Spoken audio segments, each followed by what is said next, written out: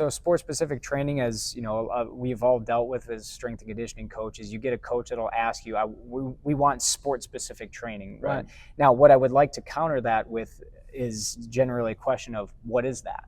You know, Right. I'm not trying to be, you know, a smart aleck or anything Right. like that, but you know, you want to understand what they mean by that. You know, well, it may come down to, I want them to change direction better. Okay, then let's talk about that, because changing direction better is multifaceted in itself. You know, I need to be in the right body position. I need the individual to react a certain way to a stimulus, if necessary, an opponent or whatever. But I also need to be able to apply force specifically within that task itself. So is that task going to be a shallow angle or a wide angle? You know, a difference between 180 degrees versus 45 degrees of a cut is going to be very unique, right? Because they need to be in a certain position to be successful. But in addition to that, any change of direction is going to have a deceleration component and an acceleration component.